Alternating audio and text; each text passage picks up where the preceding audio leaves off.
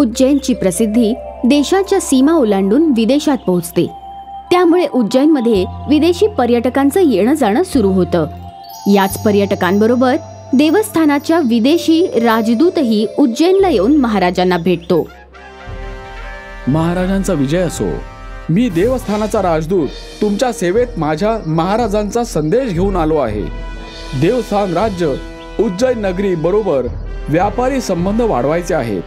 या संबंधाची सुरुवात होण्यासाठी आमच्या महाराजांनी तुमच्याकडे एक सोन्याची होडी भेट केली आहे. काय? सोन्याची होडी? खरंच ती सोन्याची होडी असेल?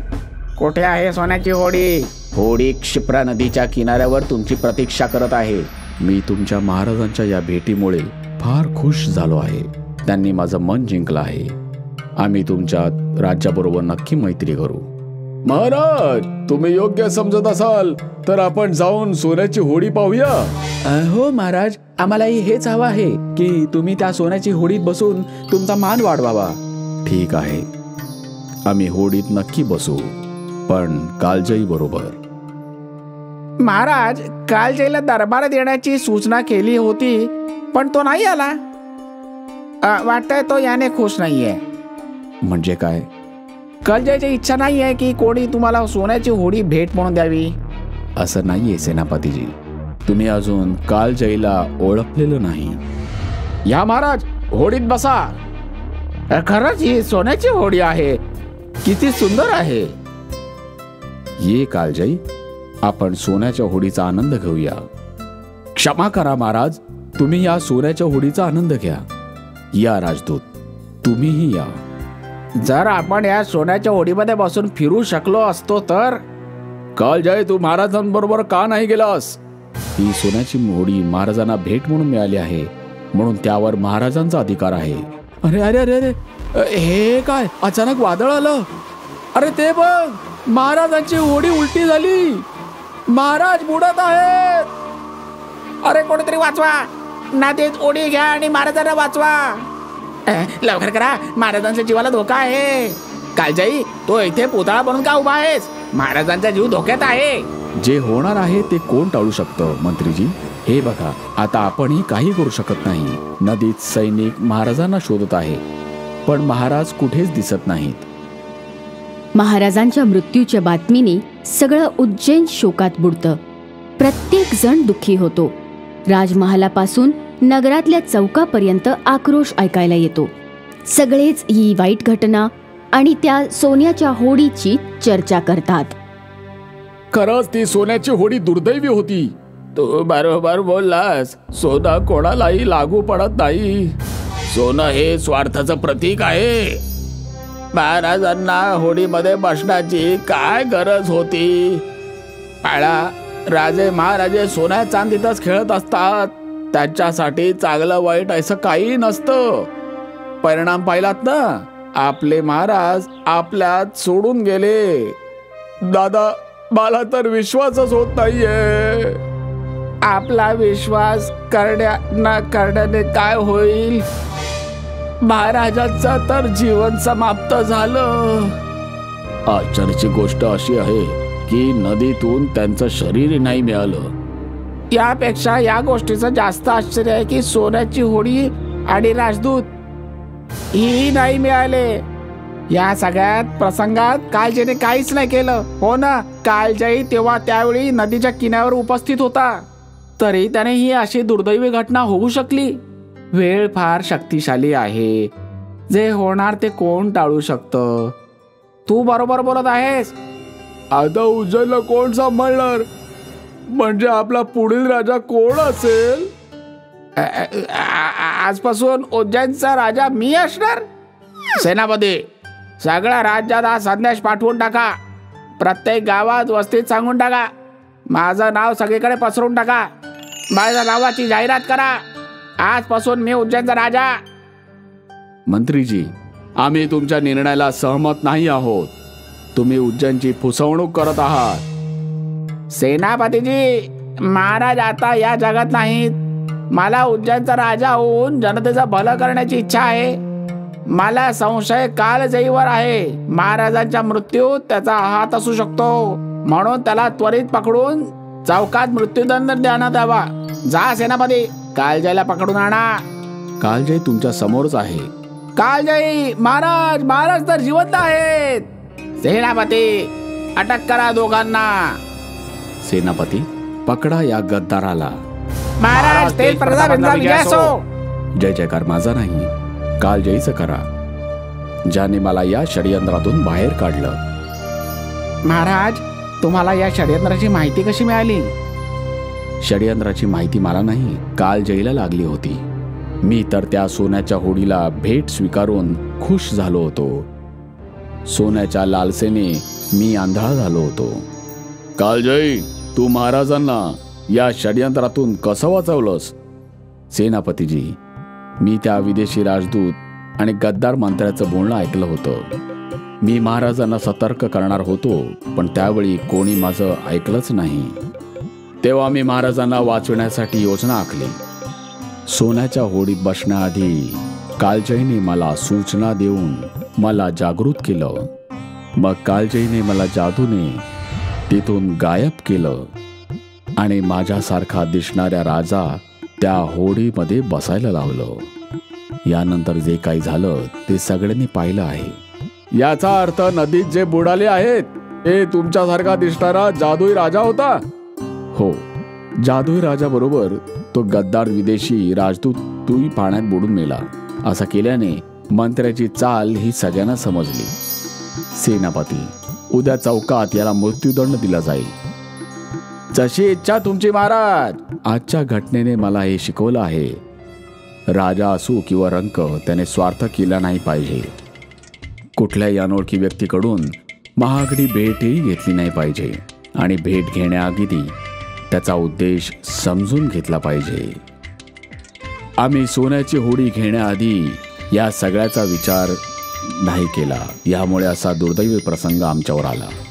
आता आम्ही शपथ घेतो की यापुढे अनोळखी किंवा धनवान व्यक्तीकडून मौल्यवान गोष्ट घेणार नाही, पण कालजयीला सगळ्यात मौल्यवान भेट नक्कीच देऊ. उज्जैनची प्रसिद्धी देशाच्या सीमा ओलांडून विदेशात पोहोचते. त्यामुळे उज्जैनमध्ये विदेशी पर्यटकांचं येणं जाणं सुरू होतं. याच पर्यटकांबरोबर देवस्थानाच्या विदेशी राजदूतही उज्जैनला येऊन महाराजांना भेटतो. महाराजांचा विजय असो. मी देवस्थानाचा राजदूत तुमच्या सेवेत माझ्या महाराजांचा संदेश घेऊन आलो आहे. देवस्थान राज्य उज्जैन नगरी बरोबर व्यापारी संबंध वाढवायचे आहेत. या संबंधाची सुरुवात होण्यासाठी आमच्या महाराजांनी तुमच्याकडे एक सोन्याची होडी भेट केली आहे. काय? सोन्याची होडी? खरंच ती सोन्याची होडी असेल? कुठे आहे सोन्याची होडी? होडी क्षिप्रा नदीच्या किनाऱ्यावर तुमची प्रतीक्षा करत आहे. मी तुमच्या महाराजांच्या या भेटीमुळे फार खुश झालो आहे. त्यांनी माझं मन जिंकलं आहे. आम्ही तुमच्या राज्याबरोबर नक्की मैत्री करू. महाराज, तुम्ही योग्य समजत असाल तर आपण जाऊन सोन्याची होडी पाहूया. हो महाराज, आम्हालाही हेच हवं आहे की तुम्ही त्या सोन्याची होडीत बसून तुमचा मान वाढवावा. ठीक आहे, आम्ही होडीत नक्की बसू, पण कालजयी बरोबर. महाराज, कालजयीला दरबारात येण्याची सूचना केली होती, पण तो नाही आला. वाटतंय तो याने खुश नाहीये. म्हणजे काय? कालजयीची इच्छा नाही आहे की कोणी तुम्हाला सोन्याची होडी भेट म्हणून द्यावी. असं नाहीये सेनापतीजी, तुम्ही अजून कालजयीला ओळखलेलं नाही. या महाराज, होडीत बसा. खरंच ही सोन्याची होडी आहे. किती सुंदर आहे. ये कालजयी, आपण सोन्याच्या होडीचा आनंद घेऊया. क्षमा करा महाराज, तुम्ही या सोन्याच्या होडीचा आनंद घ्या. या राजदूत, तुम्हीही या. जर आपण या सोन्याच्या होडीमध्ये बसून फिरू शकलो असतो तर. कालजय, तू महाराजांबरोबर का नाही गेलास? ही सोन्याची होडी महाराजांना भेट म्हणून मिळाली आहे, म्हणून त्यावर महाराजांचा अधिकार आहे. अरे अरे अरे अरे, हे काय? अचानक वादळ आलं. अरे ते बघ, महाराजांची होडी उलटी झाली. महाराज बुडत आहेत. अरे कोणीतरी वाचवा. नदीत उडी घ्या आणि महाराजांना वाचवा. लवकर करा, महाराजांच्या जीवाला धोका आहे. कालजयी, तो इथे पुतळा बनून का उभा आहेस? महाराजांचा जीव धोक्यात आहे. जे होणार आहे ते कोण टाळू शकतं मंत्रीजी? हे बघा, आता आपणही काही करू शकत नाही. नदीत सैनिक महाराजांना शोधत आहे, पण महाराज कुठेच दिसत नाहीत. महाराजांच्या मृत्यूच्या बातमीने सगळं उज्जैन शोकात बुडतं. प्रत्येक जण दुःखी होतो. राजमहालापासून नगरातल्या चौकापर्यंत आक्रोश ऐकायला येतो. सगळेच ही वाईट घटना आणि त्या सोन्याच्या होडीची चर्चा करतात. खरंच ती सोन्याची होडी दुर्दैवी होती. तू बरोबर बोललास. सोनं कोणालाही लागू पडत नाही. सोनं हे स्वार्थाचं प्रतीक आहे. महाराजांना होडीमध्ये बसण्याची काय गरज होती? राजे महाराजे सोन्या चांदीतच खेळत असतात. त्यांच्यासाठी चांगलं वाईट असं काही नसतं. परिणाम पाहिलात ना, आपले महाराज आपल्यात सोडून गेले.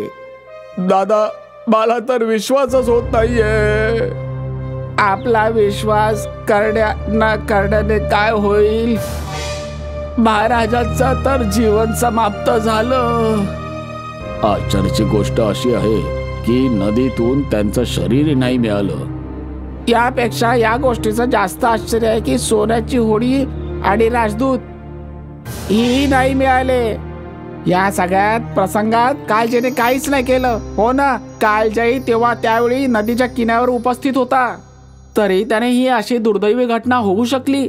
वेळ फार शक्तिशाली आहे. जे होणार ते कोण टाळू शकतं. तू बरोबर बोलत आहेस. आता उज्जैनला कोण सांभाळणार? म्हणजे आपला पुढील राजा कोण असेल?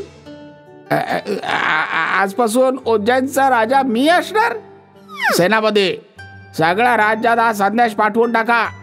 प्रत्येक गावात वस्तीत सांगून टाका. माझं नाव सगळीकडे पसरून टाका. माझ्या नावाची जाहिरात करा. आजपासून मी उज्जैनचा राजा. मंत्रीजी, आम्ही तुमच्या निर्णयाला सहमत नाही आहोत. तुम्ही उज्जैनची फसवणूक करत आहात. सेनापतीजी, महाराज आता या जगात नाहीत. मला उज्जैनचा राजा होऊन जनतेचं भलं करण्याची इच्छा आहे. मला संशय कालजयीवर आहे. महाराजांच्या मृत्यूत त्याचा हात असू शकतो. म्हणून त्याला त्वरित पकडून चौकात मृत्यूदंड देण्यात यावा. जा सेनापती, कालजयीला पकडून आणा. कालजयी तुमच्या समोरच आहे. कालजयी, महाराज तर जिवंत आहेत. सेनापती, अटक करा दोघांना. सेनापती, पकडा या गद्दाराला. महाराज, तेल प्रतापांचा विजय असो. जय जयकार माझा नाही, कालजयीचं करा, ज्याने मला या षडयंत्रातून बाहेर काढलं. महाराज, तुम्हाला या षडयंत्राची माहिती कशी मिळाली? षडयंत्राची माहिती मला नाही, कालजयीला लागली होती. मी तर त्या सोन्याच्या होडीला भेट स्वीकारून खुश झालो होतो. सोन्याच्या लालसेने मी आंधळा झालो होतो. कालजयी, तू महाराजांना या षडयंत्रातून कसं वाचवलंस? सेनापतीजी, मी त्या विदेशी राजदूत आणि गद्दार मंत्र्याचं बोलणं ऐकलं होतं. मी महाराजांना सतर्क करणार होतो, पण त्यावेळी कोणी माझं ऐकलंच नाही. तेव्हा मी महाराजांना वाचवण्यासाठी योजना आखली. सोन्याच्या होडीत बसण्याआधी कालजयीने मला सूचना देऊन मला जागृत केलं. मग कालजयीने मला जादूने तिथून गायब केलं आणि माझ्यासारखा दिसणाऱ्या राजा त्या होडीमध्ये बसायला लावलं. यानंतर जे काही झालं ते सगळ्यांनी पाहिलं आहे. याचा अर्थ नदीत जे बुडाले आहेत ते तुमच्यासारखा दिसणारा जादुई राजा होता? हो, जादुई राजा बरोबर तो गद्दार विदेशी राजदूत तूही पाण्यात बुडून मेला. असं केल्याने मंत्र्याची चाल ही सगळ्यांना समजली. सेनापती, उद्या चौकात याला मृत्यूदंड दिला जाईल. जशी इच्छा तुमची महाराज. आजच्या घटनेने मला हे शिकवलं आहे, राजा असो किंवा रंक, त्याने स्वार्थ केला नाही पाहिजे. कुठल्याही अनोळखी व्यक्तीकडून महागडी भेटही घेतली नाही पाहिजे आणि भेट घेण्याआधी त्याचा उद्देश समजून घेतला पाहिजे. आम्ही सोन्याची होडी घेण्याआधी या सगळ्याचा विचार नाही केला. यामुळे असा दुर्दैवी प्रसंग आमच्यावर आला. आता आम्ही शपथ घेतो की यापुढे अनोळखी किंवा धनवान व्यक्तीकडून मौल्यवान गोष्ट घेणार नाही, पण कालजयीला सगळ्यात मौल्यवान भेट नक्कीच देऊ.